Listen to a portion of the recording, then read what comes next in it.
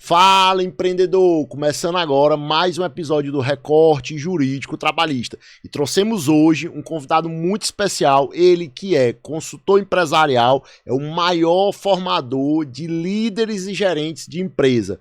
Você que é empresário, quer formar um gerente no seu negócio, você tem que acompanhar esse episódio de hoje. Trouxemos aqui o Eric Bezerra. Seja muito bem-vindo. Muito obrigado, me sinto honrado aqui pelo convite e pode ter certeza que eu vou fazer o meu melhor aqui para contribuir para quem está nos acompanhando e nesse exato momento que eu sei que é o empresário que precisa muito desenvolver aí o seu time e a sua parte gerencial. Bora! Então, vamos começar agora tratando sobre o maior desafio da contratação de vendedores nas empresas, né? Sobretudo aí no varejo. Que é que você pode contextualizar a contratação de vendedores aí no varejo? Bom, um dos cursos que eu ministro, inclusive, que é o Formando Vendedores de Verdade, eu abordo justamente sobre isso, que é a questão das empresas hoje, elas nem sabem ao certo quem elas querem contratar. E aqui eu gosto de falar que a gente precisa ter muito bem definido, né, é a parte lá da descrição de cargos, quem ela está buscando, porque para ser justo até com o colaborador, desde o início, isso precisa ser muito bem ajustado. Se o combinado, é como fala, né? O combinado não sai caro. Então, quem está entrando sabe o que a empresa precisa e a empresa está sendo clara, honesta e justa desde o primeiro momento com esse vendedor. Então, a gente não tem, eu gosto de falar, a cultura de ter profissionais formados mesmo, né? Vendedores formados. Então, acaba pegando ali uma pessoa que não deu certo em uma zona, em outra, e aí ela começa a deixar currículo. Sem a expertise da área, que precisa ter, as empresas também não colocam energia nisso, acaba contratando sem ter essa atenção, ponto de atenção. E quais são os cuidados que precisam ser tomados na hora de contratar um vendedor? Primeira coisa, no meu ponto de vista, se eu tenho uma área que é altamente, eu gosto de falar que o vendedor de verdade ele tem um fogo, né? Ele tem energia, porque venda é energia. Se o meu segmento ele vai exigir muito do vendedor, eu tenho que ter muito cuidado com quem eu estou trazendo para a empresa. Porque se a pessoa ela tem um perfil mais retraído, se ela tem um perfil mais de ficar na dela, ela não é relacional, ela não gosta de se expressar, eu posso estar trazendo para a minha empresa uma pessoa que lá na frente ela vai ter problemas até de saúde, porque a área da venda é uma área que ela é muito enérgica, ela não para. E aí você traz para o seu setor de vendas alguém que ela não gosta de se posicionar, de falar, de se relacionar, você está trazendo possivelmente um problema. A não ser que você invista tempo e energia em capacitar e desenvolver essa pessoa, que é sim possível desenvolver bons vendedores, até quem tem dificuldade de falar em público. Como é que a gente pode equilibrar o excesso de metas agressivas sem afetar a legislação trabalhista? No meu ponto de vista, a meta ela precisa ser realista, desafiadora, mas realista. Inclusive tem um método, né, de desenvolver metas, que é a meta SMART, que eu gosto muito desse tipo de meta, que ela desafia você a romper ali o básico, mas ela não passa do real, do realista. Ela precisa montar metas realistas. Exemplo, vou pegar aqui alguns dados do varejo. Digamos que no devido ano o varejo cresceu 5%. Quando eu vou formar a minha meta, eu tenho que olhar para o ano passado para ver quanto que eu vendi ano passado, quanto que o varejo está em crescimento esse ano, e eu vou projetar inclusive quanto que eu tenho de estoque, qual a minha perspectiva do setor. Eu preciso ser realista. E aí eu vou projetar um crescimento. O que eu já vi é empresas colocando metas, tá? Aqui ela tem um potencial de X mil reais para fazer no mês e ela coloca 2x. A empresa não entrega a meta, o vendedor ele fica frustrado, a empresa coloca a culpa no vendedor, sendo que era uma meta muito, mas muito difícil ou até impossível de alcançar. Então tem que ser muito realista e fazer estudo antes mesmo de definir qual a meta que vai ser do mês. E qual seria, né, o maior desafio de ter essa remuneração variável no caso do vendedor? Em alguns casos, eu vejo que o maior desafio é no próprio empresário, entender o sistema, tá? Aqui eu gosto muito de ser franco, ser honesto. Alguns empresários eles não colocam esse tipo de metas, variáveis, bonificações, é porque não sabem como funciona. né, de realmente não buscar o entendimento e o conhecimento. Então tem empresas que não têm bonificação, não têm metas, mas também não conseguem extrair o potencial máximo do time. É só você pensar da seguinte forma: o vendedor está aqui, ele começa a fazer conta. Se eu vendo X mil reais, eu ganho um salário. Por que eu vou vender 2 vezes mais se o esforço vai ser maior, se eu vou cansar mais, se eu vou continuar ganhando a mesma coisa? Então, é muito importante que você saiba montar esse sistema de metas, né, de bonificação, que seja comissionamento ou bônus por atingimento, de forma que realmente estimule. Então, também tem um estudo, não é achismo. Não pode ser por achismo. E era justamente o que eu ia tratar com você, porque precisa o empreendedor descobrir uma fórmula que vá se adequar ao negócio dele para estabelecer essa relação entre benefícios e o impacto financeiro para a empresa dele. Porque esses benefícios para os vendedores não é para ser entendido como um custo, mas sim como um investimento num retorno que vai trazer ali as vendas e o respectivo lucro, né? Ele não pode entender como custo. Perfeito. Aqui cada caso ele vai nos levar para uma resposta diferente, porque eu tenho que olhar muito para a margem do meu segmento. A gente sabe que tem alguns setores que tem a margem muito apertada, então tem que ter muito cuidado quando vai colocar sistema de comissionamento, bonificação, premiação, porque realmente tudo tem que acontecer certinho. Inventário está sendo feito direto, tem que estar batendo ali, né, para ele poder também ter uma parcela ali do lucro da empresa para poder compartilhar. Tem setores que permitem bem mais, né, parte de serviço até melhor do que o varejo, na maioria das vezes. Então, o primeiro ponto é olhar realmente a margem do seu negócio para você determinar uma fatia para poder colocar esse sistema de metas ou bonificação dentro da sua empresa. Por que eu defendo isso? Porque quando você coloca um estímulo extra a mais, o vendedor ele vai se dedicar mais, porque ele sabe que se ele entrega um pouco mais, vem um retorno, vem um pouco mais. Então, acaba ganhando os dois lados. Só precisa ter essa consciência para não tirar demais, né, da margem, mas também não colocar qualquer variável, qualquer comissão. Porque tem alguns modelos que o vendedor ele nem se estimula, é tão pequeno que não faz tanto sentido.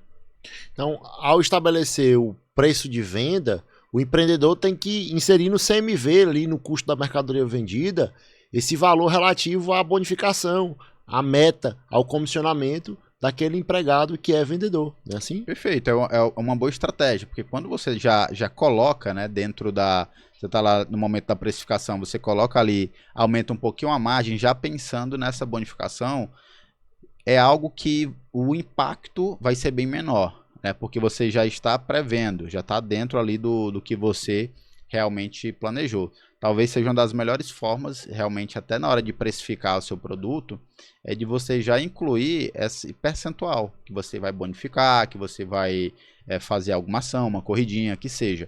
Mas eu defendo que trabalhou com venda, precisa ter um estímulo extra, e esse estímulo é por produtividade, né, por meritocracia.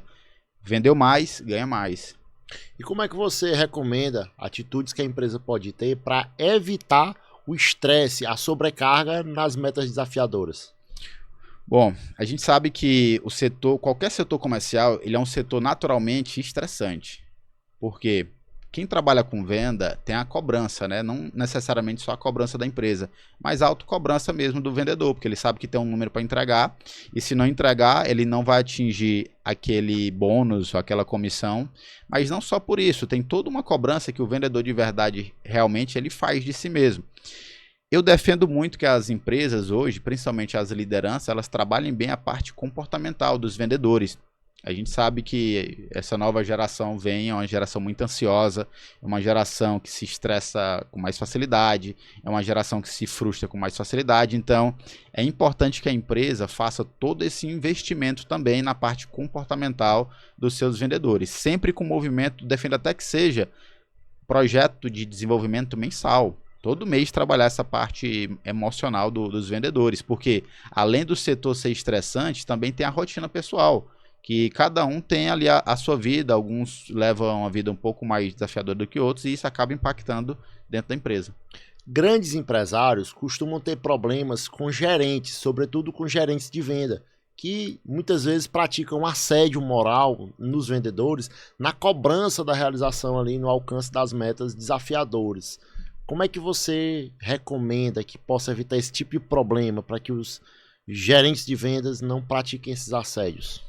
Pronto, para mim o primeiro ponto é que a cultura da empresa ela tem que estar bem definida. Uma cultura forte, ela forma lideranças fortes. Lideranças fortes formam vendedores fortes. E vendedores fortes que realmente geram venda, né? Que faz você bater meta de forma consistente. Então, a primeira coisa, nos valores da empresa, isso tem que estar muito bem estabelecido. Eu defendo que quase toda empresa precisa ter um valor muito forte, negociável, que é o de respeito. É respeito. Então, quando eu passo a respeitar e entender como é que aquela empresa funciona, uma empresa que tem princípios, valores bem definidos, e eu coloco energia para formar o meu gerente, porque o gerente, ele está naquela posição de tático. Ele pega lá as informações do estratégico para poder repassar para a base operacional, para os vendedores. Então o gerente ele tem que ser um profissional muito bem capacitado. Ele precisa passar a essência da empresa da melhor forma possível. Geralmente, o empregado processa o patrão por um problema de relacionamento, por um desgaste pessoal entre eles, né? E às vezes, o processamento na justiça do trabalho é tido como ingratidão. É como se o empregado que processou o patrão fosse ingrato. Já o empregado, ele tem um entendimento contrário, que é como se o patrão não tivesse sido grato com ele, pagando os direitos trabalhistas. E é muito comum vendedores entrarem com ações na justiça cobrando direitos, né? E também existem, a maioria dos casos, cerca de 80% das pessoas, dos vendedores que têm direito, eles não entram com ação na justiça por uma relação de gratidão, porque fecharam um ciclo profissional com um bom relacionamento entre eles, né? Então, para evitar conflito na justiça do trabalho, durante essa relação contratual entre eles, qual é a forma de tratamento que você recomenda que os empresários tenham para os vendedores? Perfeito. Dentro do nosso curso, que é o Formação de Líderes e Gerentes de Vendas, eu falo muito sobre cultura, mas falo muito também sobre liderança. É muito importante isso. Olha o impacto de ter uma cultura forte na empresa. Quando eu falo uma cultura forte, é uma cultura forte voltada para pessoas, mas também para resultado, vendas. E a empresa que ela passa muito tempo sem cuidar, sem sentar ali com o vendedor para entender o seu dia a dia, a situação que está passando, e muitas vezes situações até pessoais. Quanto mais tempo ele demora para fazer isso, vai esfriando com o time. E aí essa relação ela vai ficando cada vez mais desgastante. Tem várias ferramentas, tem várias possibilidades que a empresa pode fazer para melhorar, né? Não deixar esse vínculo esfriar. Exemplo, toda semana o gerente, o líder, ele precisa fazer uma reunião de avaliação de desempenho.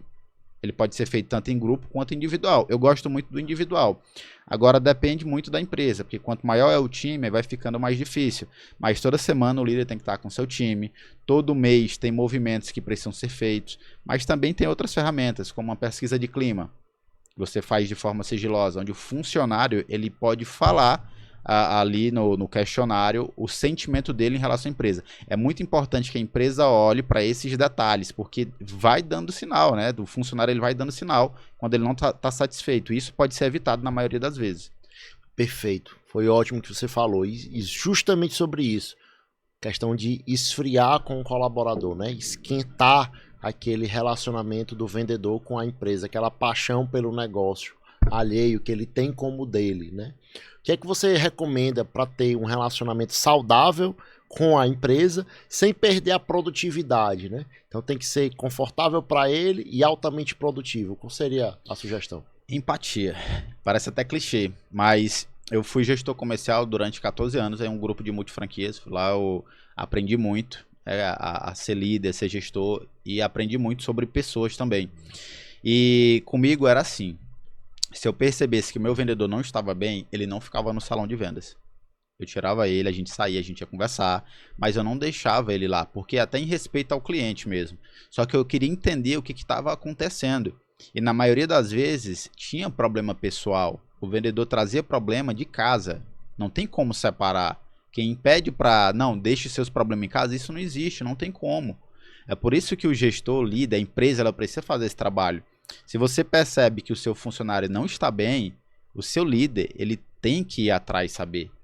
Só que, assim, para muitos líderes e gestores é chato, é desgastante, né? Já escutei de alguns, parece que eu tô sendo babá. Mas, na verdade, ser gerente, ser líder, é como se você fosse um pai, uma mãe do filho ali. Muitas vezes psicólogo. Você precisa atuar com o seu time.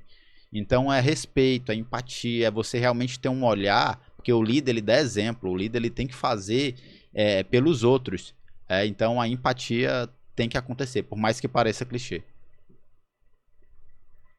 Futuro e tendência. O que você tem aí como tendência, né, no âmbito da tecnologia e trabalho remoto? Como é que eles podem impactar na gestão da equipe de vendas? Olha, eu sou entusiasta, eu gosto muito sobre a parte tecnológica, tanto que nossos cursos agora 2025 todos estão sendo atualizados, todos vão conter parte de inteligência artificial, não tem como a gente fugir dessa. Vai nos ajudar muito na área de vendas, na área de gestão, mas também preciso falar sobre o impacto no mercado de trabalho dessas novas gerações que estão vindo, né? Se fala muito hoje da geração Z, a gente já começou a falar bastante, a compartilhar que é um desafio. Essa geração mais nova, dos jovens que têm até seus 27 anos, estão dentro da geração Z, eles têm um pensamento diferente, eles trabalham diferente, eles querem ser tratados diferente. Então é importante a gente sempre estar atento às tendências e esse padrão novo, né, de trabalhar, de consumir. Tem um relatório que fala que nos próximos 5 anos o mercado de trabalho vai ser dominado pela geração Z. Eles vão representar até 70% do mercado de trabalho. Então, como é que a empresa não vai olhar para esse dado? É importante olhar para a tecnologia. Hoje quase tudo tem inteligência artificial. E hoje a geração Z, essa geração mais nova, ela está dominando o mercado de trabalho. Então, eu falo muito e eu tenho colocado muito para os meus clientes de consultoria até que a gente precisa acelerar isso em 2025. O totem de autoatendimento, aquele que você faz o pedido diretamente ali com o touchscreen e já recebe ali o seu lanche no shopping. Ele vai tirar o trabalho do vendedor? É polêmico, tá? O que eu posso falar, no meu ponto de vista, eu não sei se a inteligência artificial, se essas inovações vão tirar todo mundo do mercado de trabalho. Eu sei que os despreparados vão sair para ela. Porque, como eu falei, o padrão de consumo dessa geração nova, eles são muito acelerados, são muito rápidos, então eles não querem ficar tempo em fila, compra muito online, então os totens estão aumentando cada vez mais. Você vai hoje numa loja âncora, num varejo grande, você já vê caixa de autoatendimento, supermercado já tem, então o varejo está começando a olhar muito para isso, não tem como evitar isso, tá? Agora, tem como a gente capacitar melhor os nossos vendedores, os nossos gestores, mas que a tendência é que muitos ficarão no meio do caminho, porque a inovação, e principalmente a inteligência artificial, ela vai mexer muito com o mercado de trabalho. E é justamente sobre ela que eu quero falar, sobre a inteligência artificial no WhatsApp. Qual é a sua opinião, se as empresas devem já estar utilizando aqui no atendimento no WhatsApp, se devem utilizar isso de forma acessória, exclusiva, né? A minha filha, eu fui matricular ela agora na escola, e aí eu fui atendido por um robô. O robô fez 8 perguntas para mim, depois é que eu fui ser atendido por uma pessoa e aparecer lá no WhatsApp o nome da pessoa. Mariana responde, 2 pontos, né?